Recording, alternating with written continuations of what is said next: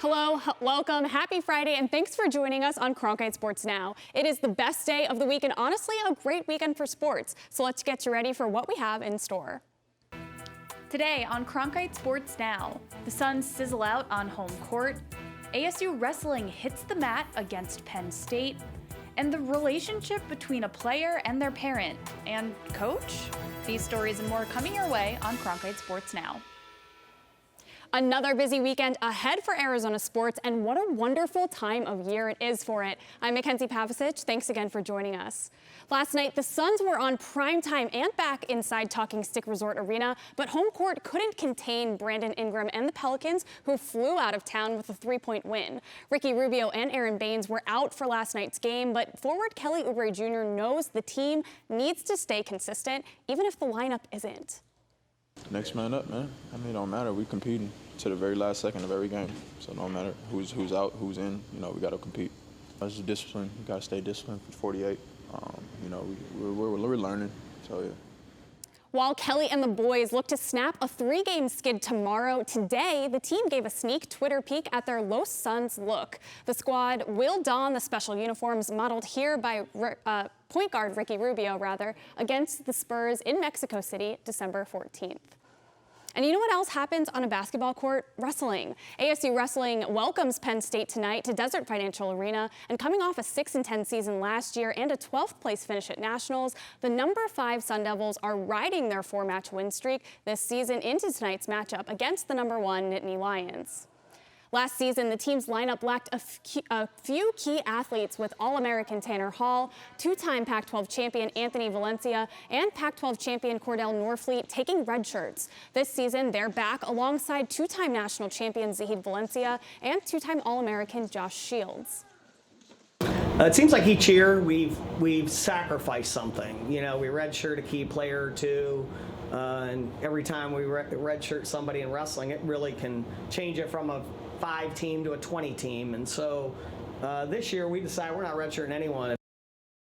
This matchup will also serve as a homecoming for Penn State's Roman Bravo Young, who went undefeated in high school for Sunnyside, racking up 182 wins and 4 Arizona State titles. The Sun Devils take on Cale Sanderson and his Nittany Lions tonight in Tempe, starting at 7 p.m.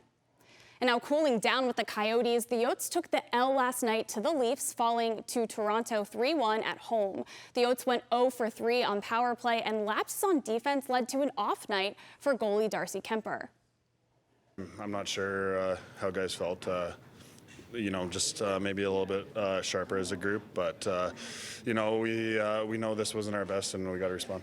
We wasn't really ready. I felt like too many mistakes, and we didn't really defend good enough. So if we're not defending hard and the way we're supposed to, we look like that. The club will look to shore up in their defense against LA tomorrow when they take on the Kings for the 2nd time this week after shutting them out 3-0 on Monday.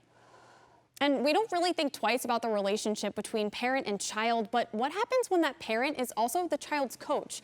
Wintergreen research found that 60% of children ages 6 to 12 regularly participate in team sports in the United States. And as our Kiana Wallink explains, it can be rewarding, but it also has its challenges.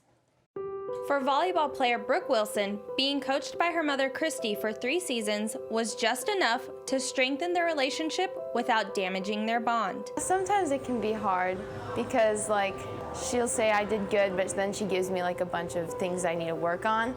So it's not a normal, you did a good job. When you add coach to the title of mom or dad, it can be a challenge. When you are a parent and you're a coach, your struggle is with being there for your child and being there for the group of children, right? And so whenever those are competing interests, it definitely complicates the relationship.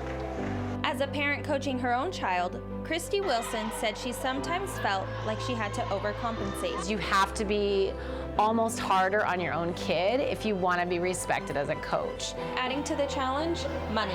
According to Wintergreen research, youth sports is now a $17 billion industry in the U.S. In addition, families can spend upwards of $1,000 per month on sports for their children, according to a survey by TD Ameritrade. When parents are paying that kind of money, when you have to pay in order for your kid to play, there's a lot of pressure that comes with that. And it's hard not to remind your kid when you've made that kind of investment. Navigating this new dimension of the parent-child relationship can be difficult, but it is distinguishing the difference between parent and coach that can make this experience successful. The best way to maintain a balance is to have a clear boundary of when I am of where sports begin and end. Because you don't want your kid to feel like how they perform on the field is going to impact how you love them.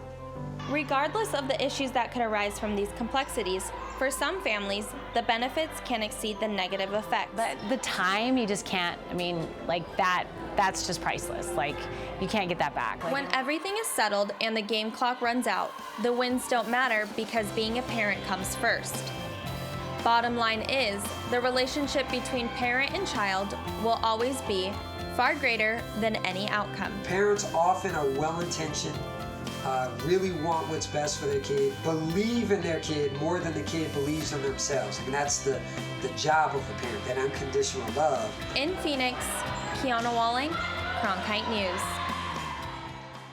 And now, in addition to a lack of coaches in general, the ones in place also need proper training. According to the Aspen Institute, less than 40% of youth coaches say they're trained in crucial areas of coaching. And it's the most wonderful time of the year, like we said earlier, but for sports, of course. The crossover between the fall and winter seasons gives us the gift of football, basketball, and a few others. And in Tempe this weekend, it is pretty stacked. So here's what we have going on. Well, in case you missed it, the Sun Devils have a pretty big football game this weekend. They host the number 6 Oregon Ducks Saturday evening, and kickoff is set for 5:30 p.m. And as we mentioned earlier, the number 5 ASU Wrestling takes on the top-ranked Penn State tonight at 7 in Desert Financial Arena. Men's basketball is over in Connecticut and will take on St. John's of New York on Saturday afternoon, and the women will host Cal Poly in a face-off against the Mustangs on Sunday.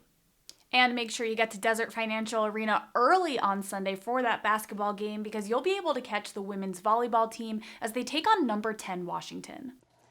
And that's a wrap on this Friday edition of Cronkite Sports Now. For Arizona sports stories from around the valley, visit the Cronkite Sports tab on arizonasports.com. And as always, for top Arizona news stories, head over to our website at cronkitenews.azpbs.org. And be sure to tune in at 5 p.m. tonight on Arizona PBS for our nightly newscast. On behalf of the entire Cronkite Sports Now crew, thanks so much for joining us. Enjoy your weekend, and we'll see you back here with plenty to talk about on Monday. Same time, same place.